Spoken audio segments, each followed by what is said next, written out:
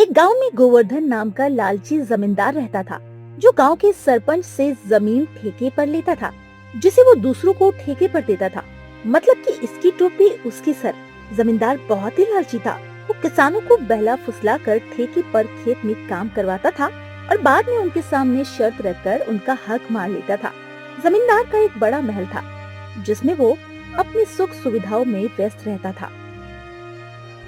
देखो चंदू, यह गरीब किसान भी बड़े अजीब प्रकार के प्राणी होते हैं। जानवरों की तरह दिन रात मेहनत करते हैं और बदले में बस 2 वक्त की रोटी के लिए तरसते रहते हैं। बेचारे गरीब। और मुझे देखो, मेरे जैसा चतुर जमींदार बस बैठे बैठे हुक्म चलाता है और सारी फसल मेरे गुप्त गोदामों में भर जाती है। अच्छा हुआ कि इसकी भनक गांव वालों को नहीं है।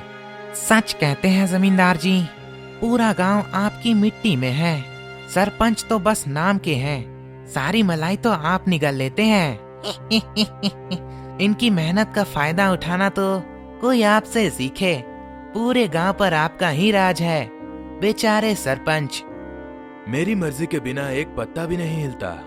सरपंच तो बस नाम का है, काम तो मैं ही करता हूँ।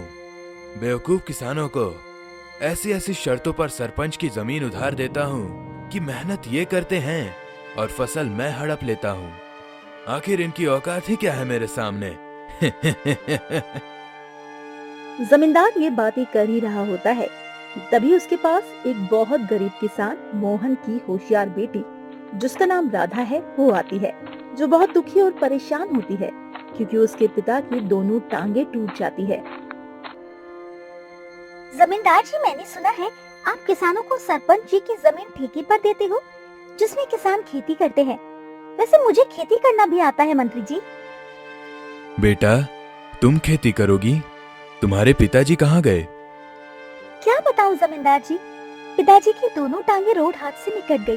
अब मुझे पूरे घर की जिम्मेदारी उठानी है। इतना कहकर जमींदार सोचने लगते हैं, इसे अब बेवकूफ बनाया जाए। तभी क्या मुझे खेती के लिए जमीन मिलेगी? हाँ बेटी, तुमने बिल्कुल ठीक सुना है। मैं सरपंच जी की जमीन ठेके पर देता हूँ। वैसे तो कहने को सरपंच की है, लेकिन अभी मेरी ही है ना चंदू? बिल्कुल जमींदार जी, तुमने सही कहा है। ठीक है जमींदार जी, मैं भी अपनी जमीन पर खेती करना चाहती हूँ। मुझे 1 साल के लिए आपकी जमीन ठेके पर दे दीजिए। ठीक है राधा, मैं तुम्हें अपनी जमीन ठेके पर दे तो दूंगा, पर उसके लिए मेरी कुछ शर्तें हैं।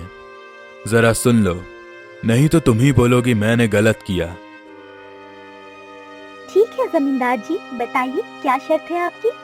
शर्त यह है कि तुम्हें मेरी जमीन पर काम करना होगा और 1 साल के बाद उस जमीन पर जो भी फसल होगी, उस फसल का आधा हिस्सा तुम्हारा होगा और आधा हिस्सा मेरा होगा।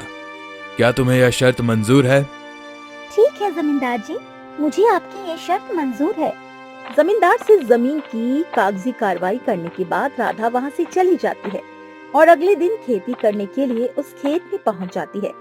राधा अपने पिता से कहती है, पिताजी, मुझे इस बार बहुत मेहनत करनी होगी। ये मेरी पहली खेती है, जब मैं अपनी मेहनत से फसल उगाने जा रही हूँ। बिल्कुल बेटी, तुम्हारी मेहनत ही तुम्हारी भविष्य तय करेगी और इस घर का। राधा दिन रात कड़ी मेहनत करती है और फसल उगाती है। कुछ महीनों बाद फसल उगकर तैयार हो जाती है। राधा अब अपनी उस फसल की कटाई भी शुरू कर देती है। चलो भाई, इस साल तो बहुत अच्छी फसल हुई है। अगर आधा जमींदार भी ले जाएगा तो भी मेरे हिस्से में कुछ तो आएगा ही और हमारा गुजारा भी अच्छे से होगा। राधा की उगाई हुई फसल की खबर जमींदार गोवर्धन के कानों तक पहुंचती है। वैसे ही, अरे चतुर जमींदार जी, सुनते हो? आज राधा अपनी फसल की कटाई कर रही है। इस साल तो राधा की फसल बहुत अच्छी हुई है। तुम्हें पता चली कि नहीं खबर? क्या सच में? यह तो बहुत अच्छी खबर है कि राधा आज फसल की कटाई कर रही है। चलो चलकर देखते हैं क्या हाल है वहाँ के। जमींदार और चंदू खेत में पहुंचते हैं। अरे राधा, फसल तैयार हो गई है। पहली बार के हिसाब से तो तुम्हारी फसल काफी अच्छी लग रही है। हाँ जमींदार जी, इस बार मैंने धान की फसल लगाई है। काफी मेहनत करने के बाद इतनी अच्छी फसल हुई है। अब तो मैंने कटाई भी शुरू कर दी है। मुझे बहुत अच्छा लग रहा है। घर में पिताजी भी काफी खुश हैं। अरे लड़की, तेरी मेहनत से कुछ नहीं हुआ है। यह तो मेरी उपजाऊ जमीन का कमाल है। तुम्हारी मेहनत हो या ना हो, फसल तो होगी ही, समझे? जमींदार जी, खेत भले ही उपजाऊ हो, लेकिन अगर वहाँ मेहनत नहीं होगी तो फसल कैसे होगी? मैंने बहुत मेहनत की है। आप ये कैसी बात कर रहे हैं? इस पर ज्यादा मत बोल रहा था। मेहनत तो किराए के मजदूर भी करते हैं। असली कमाई का हकदार वही है जिसकी जमीन है। शर्त के मुताबिक अब जल्दी से मेरे हिस्से की आधी फसल निकाल, ताकि मैं चलूं। मुझे बहुत काम है, समझे? ये कहकर जमींदार राधा से अच्छी अच्छी फसल लेकर चला जाता है और खराब फसल राधा के पास छोड़ देता है, जिसे देखकर राधा मायूस होकर वहीं बैठ जाती है। हे ऊपर वाले, इतनी मेहनत करने के बाद बस इतनी सी फसल मेरे हाथ आई है। बेकार है ऐसी जिंदगी पर। अब मैं क्या करूं? आखिर कब तक दूसरों के इशारे पर नाचती रहूंगी? भगवान, कब मेरी अपनी खुद की जमीन होगी? राधा इसी तरह अपनी जिंदगी काट रही थी। कुछ महीनों बाद राधा का भाई वरुण, जो शहर पढ़ने के लिए गया था, वो वापस गांव आ जाता है। पिताजी, हमारे गांव का यह हाल क्यों है? और तुम्हारी टांगे कहाँ है? बेटा, मेरी टांगे एक रोड हादसे में टूट गई। और आपने मुझे बताया तक नहीं। भैया, आप शहर में पढ़ाई कर रहे थे, इसीलिए पिताजी ने मना किया था। घर का गुजारा कैसे चलता था? भैया, मैं जमींदार की जमीन को ठेके पर लेकर किसानी करती थी, लेकिन चालाक लालची जमींदार हमारी अच्छी फसल को लेकर चला जाता और खराब फसल छोड़ देता। उससे ही गुजारा चल रहा था। इतना सुनकर वरुण को बहुत गुस्सा आता है।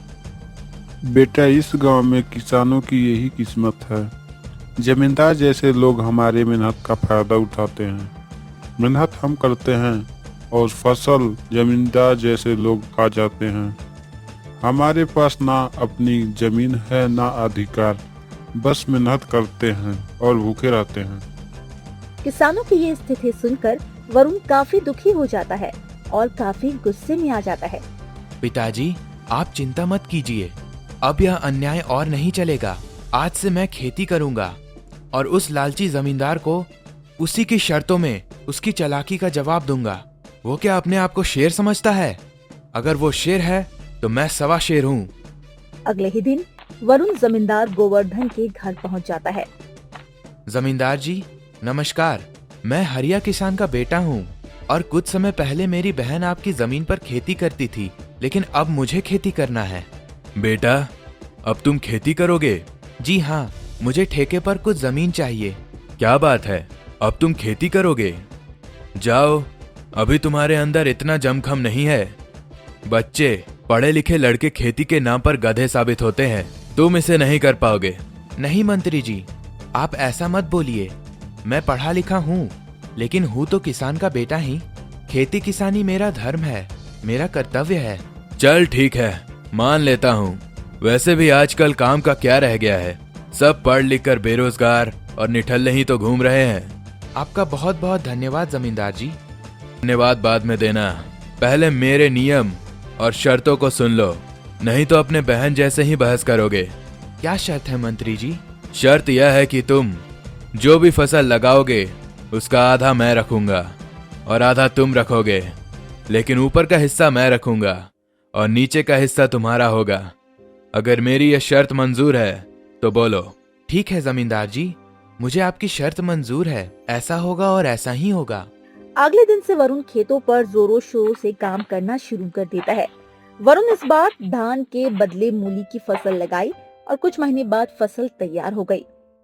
मूली की वो फसल बहुत ही अच्छी हुई। अब वरुण खेत से मूली निकालने लग जाता है।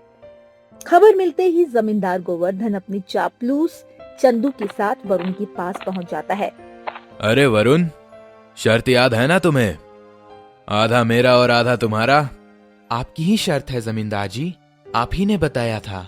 और अब आप शर्त मानने को तैयार नहीं है। अब मैं कुछ नहीं जानता, आप अपना ऊपर का हिस्सा ले जाइए। अरे चतुर जमींदार जी, इसने तो चालाकी मार दी। यह धान का फसल नहीं है, यह तो मूली की फसल है। हाँ जमींदार जी, पिताजी और राधा इतने सालों से धान की ही फसल लगा रहे थे, तो मैंने सोचा कि इस बार मूली की फसल लगा लेता हूँ। अरे मैं क्या करूंगा इस मूली के घास फूस को लेकर, जबकि सारी मूली तो तुम ले रहे हो। आपकी ही शर्त है जमींदार जी, आप ही ने बताया था, और अब आप शर्त मानने को तैयार नहीं है। अब मैं कुछ नहीं जानता, आप अपना ऊपर का हिस्सा ले जाइए, समझे? इस तरह वरुण चालाकी दिखाते हुए लालची मंत्री को तोड़ मोड़ जवाब देता है और सभी मूली घर लेकर आ जाता है और मूली की घास फूस उस मंत्री के हिस्से छोड़ देता है। अरे चतुर जमींदार, पूरे गांव में आज तक आपके सामने किसी ने चालाकी दिखाने की इतनी बड़ी हिम्मत नहीं की, और यह वरुण का बच्चा आपको इतनी आसानी से बेवकूफ बना गया, आपको इतनी आसानी से बेवकूफ बनाकर चला गया। अरे वो बच्चा मुझे क्या बेवकूफ बना गया? आने दो उसे, बताता हूँ उसे। इस बार तो मैं उसे ऐसा सबक सिखाऊंगा कि उसकी 7 पुश्तें याद रखेंगी। मुझसे दोबारा उलझने की कोशिश नहीं करेगा वो हरिया का बेटा। कुछ दिन के बाद वरुण दोबारा जमींदार के घर आता है। कैसे हो जमींदार जी? कहो लड़के, इस बार क्या चाहिए तुम्हें? आपकी जमीन मुझे और ठेके पर चाहिए। ठीक है, लेकिन इस बार की शर्त भी सुन लो। इस बार तेरी कोई चालाकी नहीं चलेगी। खबरदार, इस बार फसल के नीचे का हिस्सा मैं लूंगा और ऊपर का हिस्सा तेरा होगा। बोलो, मेरी यह शर्त मंजूर है? मुझे मंजूर है जमींदार जी, इस बार ऊपर का भाग मेरा ही होगा। इस तरह वरुण जमींदार से बात करने के बाद घर आ जाता है। इस बार दोबारा खेती करने की तैयारी में जुट जाता है। वरुण इस बार मक्के की फसल लगाता है और कुछ दिनों बाद फसल काफी अच्छी उगती है। अरे वाह, इस बार तो मक्के की फसल खूब लहरा रही है। मजा आ गया। आने दो अब उस लालची जमींदार को, फिर से मजा चखाता हूँ उसे। कुछ दिन के बाद जमींदार और चंदू वरुण के पास आते हैं। जैसे ही जमींदार मक्के के खेत पर पहुंचा, उसका दिमाग चकराना शुरू हो गया और वो बोलने लगा। अरे यह क्या है? मेरा सर चकरा रहा है। इसने तो इस बार मक्के की फसल लगा दी है। इस लड़के को जितना मैं सोच रहा था, उससे कहीं ज्यादा होशियार और चालाक निकला। नमस्ते जमींदार जी, कैसे हैं आप? देखिए जमींदार जी, इस बार मैंने मक्की की खेती की है और आपकी शर्त के मुताबिक इस फसल के ऊपर का हिस्सा मेरा होगा और नीचे का हिस्सा आपका, याद है ना? इस तरह वरुण ने अपनी होशियारी से जमींदार को दोबारा बेवकूफ बना दिया और जमींदार को एक बार फिर से मुंह की खानी पड़ी। अरे चतुर जमींदार, उस छोटे से बच्चे का दिमाग तो देखिए। आप जैसे इतने बड़े चालबाज को फिर से बेवकूफ बना गया। गजब टोपीबाज इंसान है ये तो। तुम सही कह रहे हो चंदू, मैं उसे बच्चा ही समझ रहा था, लेकिन ये तो बाप निकला और उस बच्चे ने तो बेवकूफ बना दिया। वरुण ने मक्के की कटाई की और सारी फसल अपने घर ले आया।